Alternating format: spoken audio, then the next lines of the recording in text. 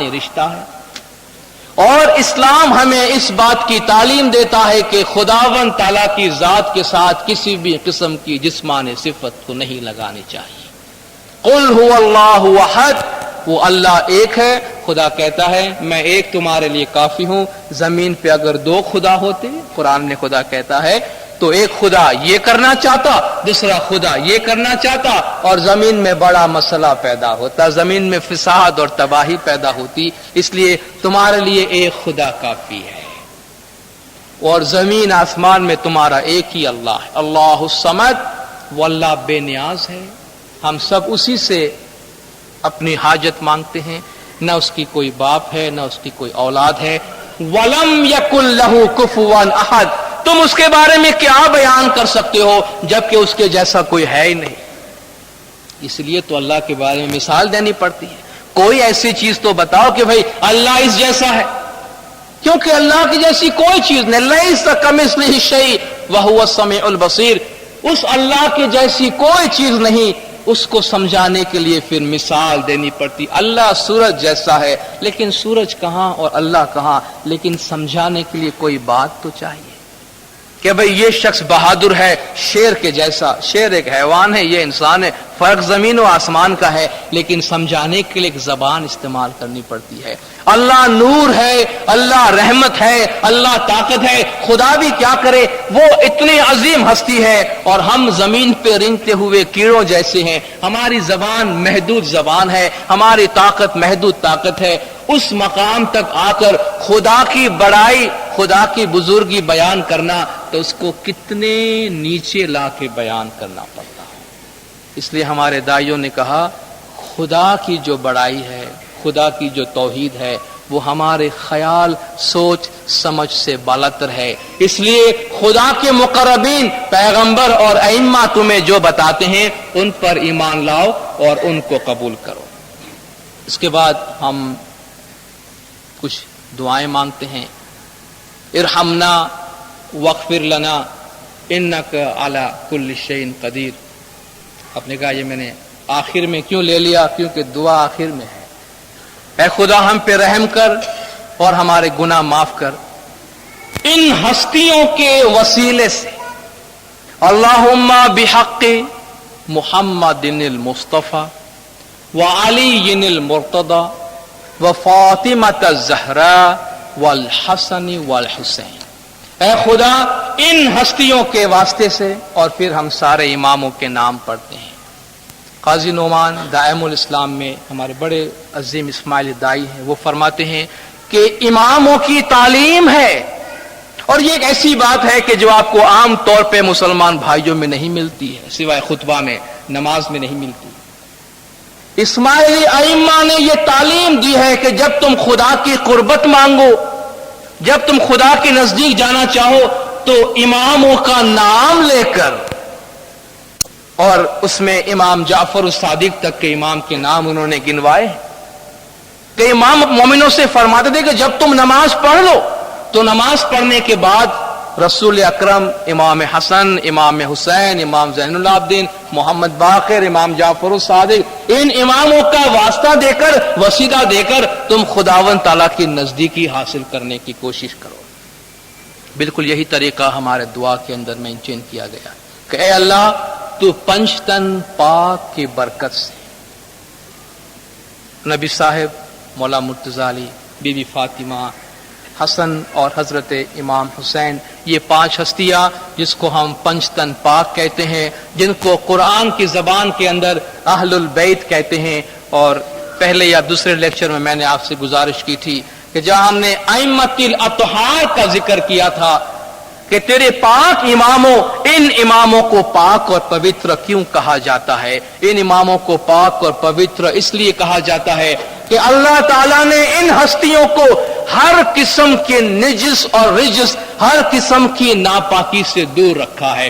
انسان اپنے آپ کو پاک نہیں کر سکتا، لیکن جس ہستی کے لیے اللہ فرمائے کہ ان کو میں نے پاک کیا ہے، وہ کما حق ہو، جیسا کہ ہونا چاہیے، پاک ہے۔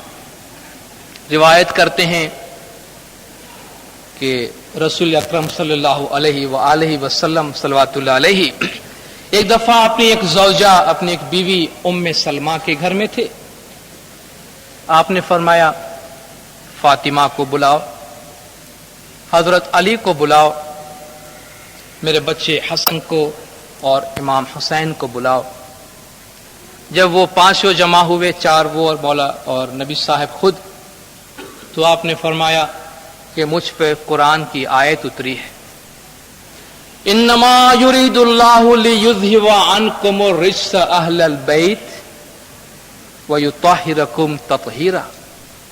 اے رسول کے خاندان، اے اہل بیت رسول، اللہ چاہتا ہے کہ تم سے ہر برائی کو دور رکھے اور تم کو ایسا پاک و پاکیزہ رکھے جیسا کہ پاک و پاکیزہ ہونا چاہیے.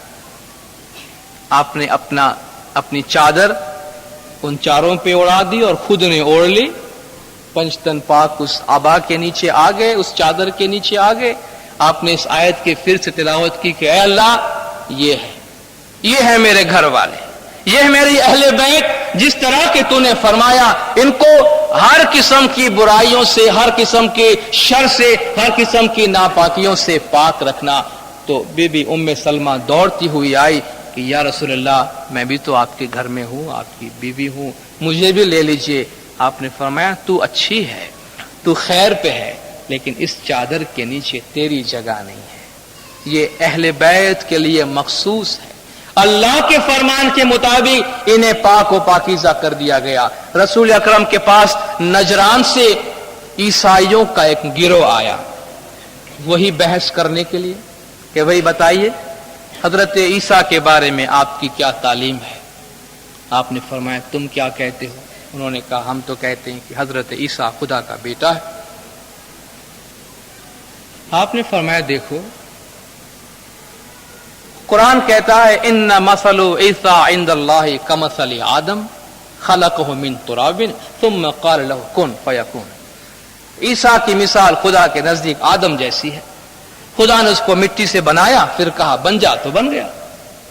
اور حضرت آدم کہ جس کا نہ کوئی باپ تھا اور نہ کوئی ماں تھی، جب تخلیق آدم کی بات ہوتی ہے تو قرآن کے مطابق آپ دیکھیے اس کا نہ باپ ہے نہ کوئی ماں ہے. کہتے وہ آدم جو باپ ماں کے بغیر پیدا ہوا، اسے بھی ہم خدا کا بیٹا نہیں کہتے.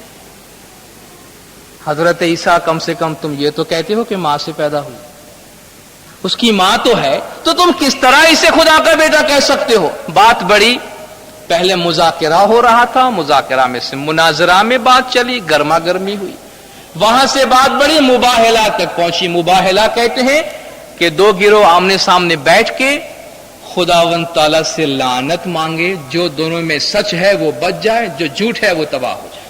کہا آئیے ہم مباہلہ کرتے ہیں، ہم دونوں میں سے جو سچ ہے وہ بچ جائے اور جھوٹ پہ خدا کی لعنت اترے. آپ نے فرمایا شوق سے اگر یہ تمہارا چیلنج ہے تو ہم قبول کرتے ہیں.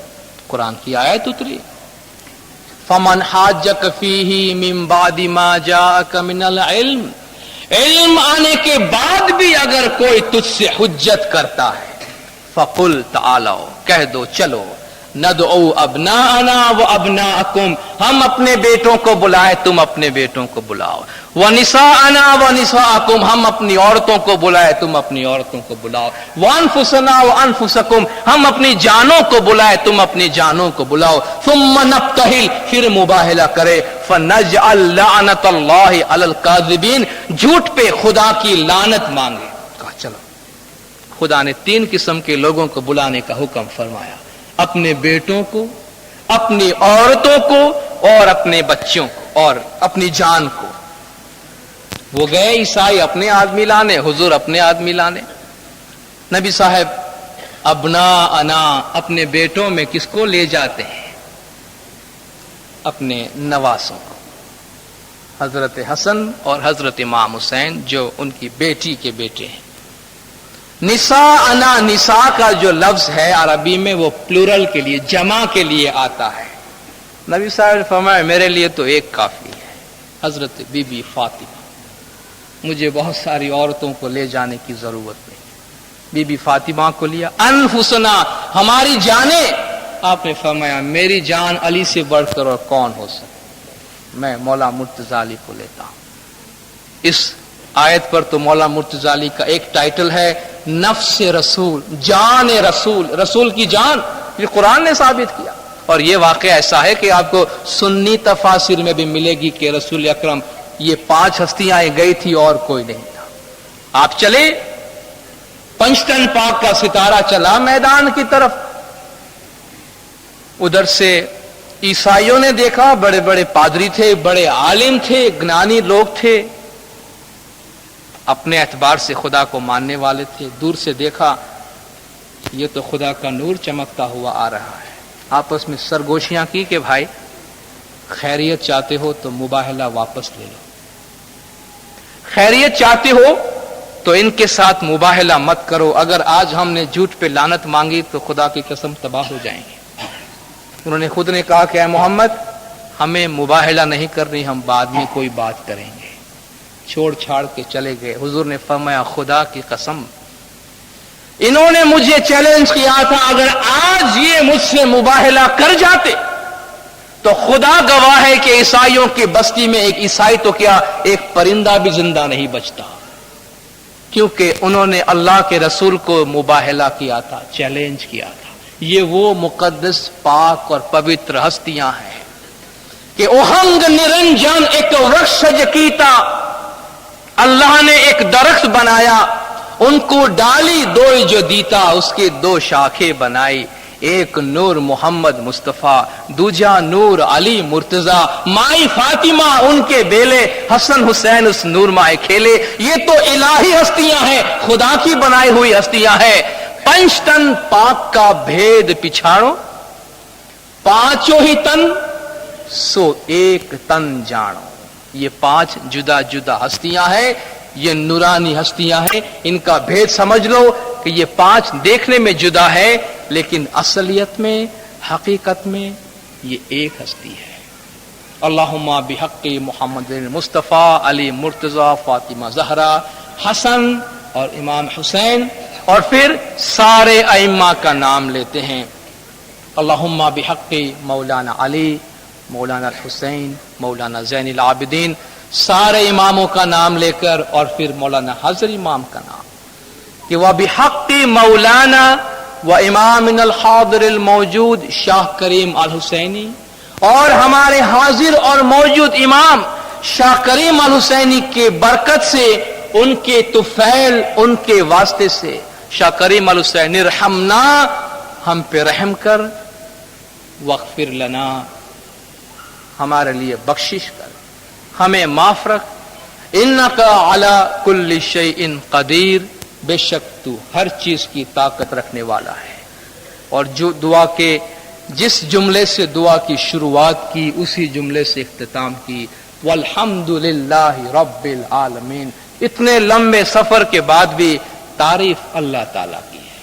پہلے پارٹ کی پہلی لائن بسم اللہ الرحمن الرحیم الحمدللہ رب العالمین، اور شادیدار کرنے سے پہلے بھی آخری جملہ کہ والحمدللہ رب العالمین، سب تعریفیں اللہ تعالیٰ کے لیے ہے جو تمام جہانوں کا پالنے والا ہے۔ پھر ایک بہت ہی خوبصورت سمبولک جسچر جسے آپ کہتے ایک علامت نشان، اپنے دائیں اور بائیں بیٹھے ہوئے دیندار بھائی بہنوں کو ہاتھ دیتے ہیں اور ان کی نظروں میں نظر ملا کر، ان کی آنکھوں سے آنکھیں ملا کر کہتے ہیں شاہ جو دیدار، شاہ جو دیدار۔ یہاں میرے سامنے شاہ دیدار کے بارے میں ایک سوال بھی آیا۔ مولا کا فرمان ہے کہ جب تم شاہ دیدار کرتے ہو تو تمہارے ساتھ میں کوئی تمہارا دشمن بھی بیٹھا ہو اس کو بھی ہاتھ دو، نہ صرف یہ کہ اس کو ہاتھ دیتے ہو لیکن تمہاری دشمنی اس سے ختم ہو جاتی ہے، کیونکہ تم نے امام کے سامنے اس کو ہاتھ دیا ہے۔ سرکار کے 48ویں جامع میں کبھی کبھی لوگوں کے آپس میں جھگڑے ہوتے تھے، امام ان جھگڑوں کو نپٹاتے تھے۔ کسی جماعت میں گئے، آپس میں جھگڑا، نا اتفاقی دیکھی، بڑے ناراض ہے کہ تم نے یہ کیا کیا ہے، تمہیں معلوم ہے تمہارا امام کتنے روز سے سویا نہیں ہے، امام کو تکلیف ہوئی ہے، تمہیں پتا ہے تم نے جو جھگڑا کیا ہے اس سے تمہارے امام کو تکلیف ہوئی ہے، آؤ میرے سامنے حاضر ہو جاؤ، میری حاضری میں تم ایک دوسرے کو پنجہ دو، ایک دوسرے کو ہاتھ دو، جو علامت نشان تھی کہ تم اپنی دشمنی ختم کرتے ہو۔ امام کے گھر میں آنے کے بعد پہلے تو کوئی دشمنی ہونی ہی نہیں چاہیے۔ ایک اسماعیلی کو دوسرے اسماعیلی سے ابولا تو ہونا ہی نہیں چاہیے، پھر بھی انسان ہے، کمزور ہے، یہ کمزوریاں اگر آ بھی گئی ہے تو ایک اسماعیلی کو دین میں 3 موقع دیے جاتے ہیں کہ اپنے بھائی سے ہاتھ ملائے۔ اور ایک صورتحال اگر آپ کھڑے ہو کے یہاں دیکھیں، 10,000 کی جماعت بیٹھی ہو، شاہ دیدار کرتی ہے تو ایک ٹائم پہ ایک زنجیر بن جاتی ہے، جماعت کے ایک دیندار کا ہاتھ دوسرے دیندار کے ہاتھ میں ہے، اور وہ یہ بتاتے ہیں کہ ہم کبھی ٹوٹنے والے نہیں ہیں۔ 1400 برس میں جہاں امام کی رحمت نے ہمیں زندہ رکھا ہے، وہاں امام کی رحمت تلے ہمارے اتحاد نے اور ہماری قربانیوں نے ہمیں زندہ رکھا ہے۔ یہ دعا کے اندر ایک ایسی چیز ہے جو آپ کو دنیا کے کسی پریئر میں نہیں ملے، دنیا کے کسی عبادت میں، نماز میں نہیں ملے گی، کہ جہاں دعا کا حصہ بنایا گیا اتحاد کو، کہ تم خدا کے سامنے اپنے بھائی سے ہاتھ ملاتے ہو۔ نہ صرف یہ کہ ہاتھ ملاتے ہو،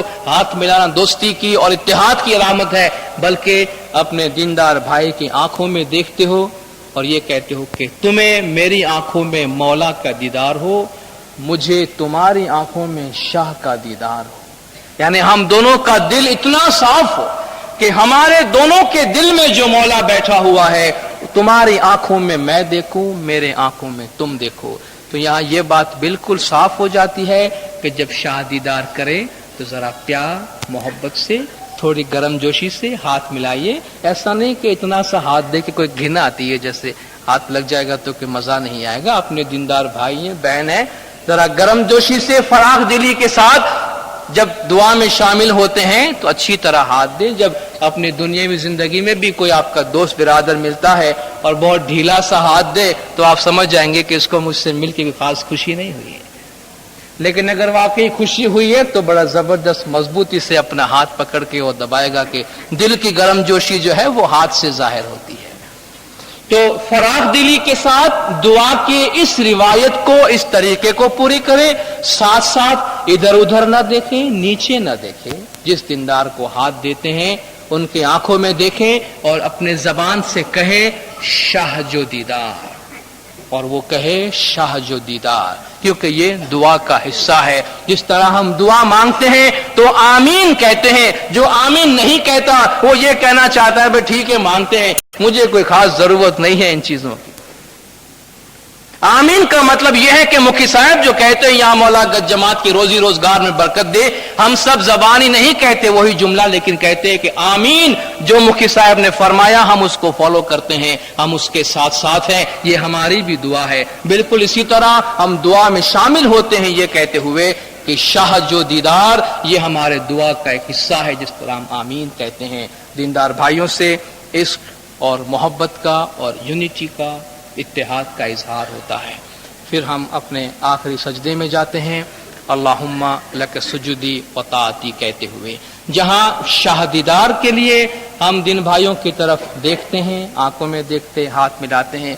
بالکل اسی طرح جب ہم کسی تسبیح سے فارغ ہوتے ہیں اس وقت بھی ہے زندہ یا قائم پایا جب اپنے دیندار بھائیوں کی طرف دیکھ کر کہتے ہیں تو اس کو بھی اچھی طرح دائیں اور بائیں دیکھ کر، دیندار بھائیوں کے سامنے دیکھ کر ہے زندہ اور قائم پایا کہنا چاہیے۔ اگر ہے زندہ بازو والے نے کہا تو اس کو قائم پایا کہہ کر جواب دینا چاہیے۔ دیندارو، دعا کے بعد تسبیح پڑھنا یہ بھی اسلامی تعلیمات میں سے ہے۔ قرآن شریف کے اندر صلاۃ اور تسبیح دونوں کو الگ کیا گیا ہے، ذکر اور تسبیح دونوں کو الگ کیا گیا ہے۔ اس لیے جب آپ دعا سے فارغ ہوتے ہیں تو مشکل آسان کی یا صاحب زمان کی یا امام زمان کی تسبیح پڑھتے ہیں۔ یہ تسبیح جماعت کے ساتھ بھی ہوتی ہے اور یہ تسبیح بعد میں انفرادی طور پر بھی ہونی چاہیے۔ تسبیح ضرور ہونی چاہیے، صرف دعا پڑھ لینا کافی نہیں، دعا کے بعد، دعا سے پہلے تھوڑا وقت نکال کے خدا کی یاد میں تھوڑی بہت تسبیح بھی پڑھ لینی چاہیے۔ جن لوگوں کو جماعت خانے میں دعا کا موقع دیا جاتا ہے ان پہ کچھ فرائض عائد ہوتے ہیں۔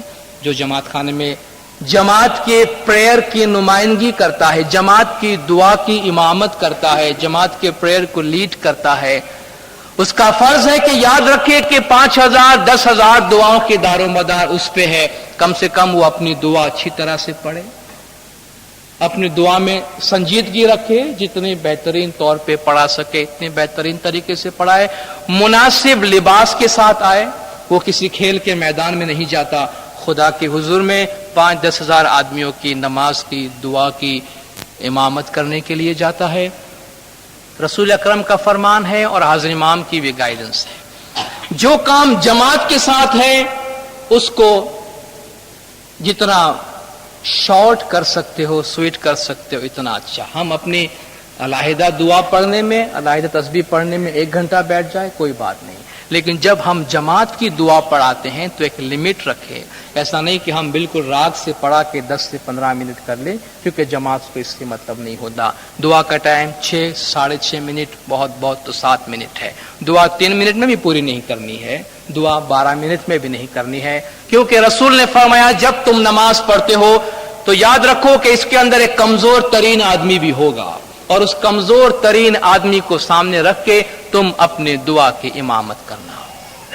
लेकिन जब तुम अपनी दुआ पढ़ते हो, जिस तरह तुम पढ़ना चाहते हो, जिस तरह तुम तस्बीह पढ़ना चाहते हो, तुम्हें उसकी आज़ादी है, पढ़ सकते हो। दीनदारों, 1-2 बातें जो मैंने पहले भी खुलासे के तौर पे की थी, कुछ हजरात हाजिर नहीं थे, उन्होंने फिर से इसकी दरख्वास्त की है, वो ये कि दुआ के औकात के बारे में आपको हमेशा ये सवालात दरपेश हैं कि लोग आपसे पूछते होंगे कि आपकी दुआ 3 मरतबा क्यों है और 5 मरतबा क्यों नहीं है।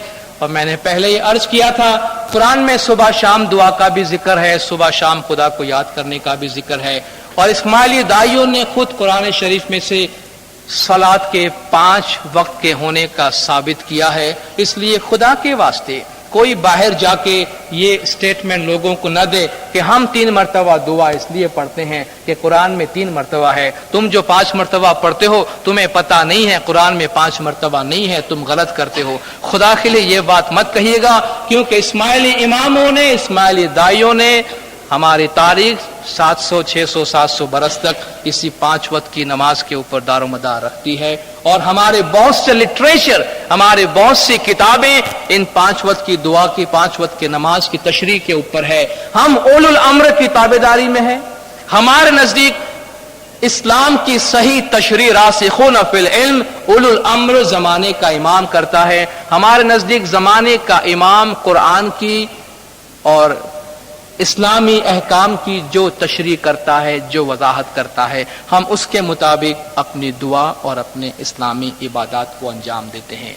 दीनदारों, इस जमात में तकरीबन 4 रोज तक आपके सामने एक दफ़ा फिर दुआ के फ़लसफ़े के बारे में बोलने का मौका मिला।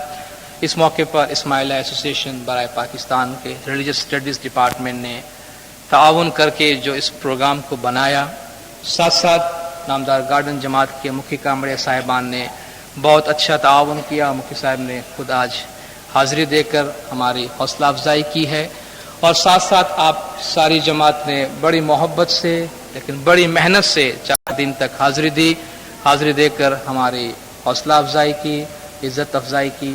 एक दफ़ा फिर वही बात अर्ज़ करता हूँ कि खुदा का कलाम है, इन 4 दिनों के दरमियान अगर कोई अच्छी बात नज़र आई तो तेरे तरफ को करम हमेशा, जो अच्छी बातें हैं वो मौला की तरफ से हैं, जो खामियां रह गई हैं, जो कमज़ोरियां रह गई हैं, जो गलती और भूल है वो हमारे नफ्स की और अपनी कमाई है। इसके लिए आप जमात से माफ़ी चाहते हैं। खुदा नूर मौलाना शाह करीम अल हुसैनी हाज़िर इमाम गज जमात के इल्म, ज्ञान, इबादत, बंदगी में इजाफ़ा करे।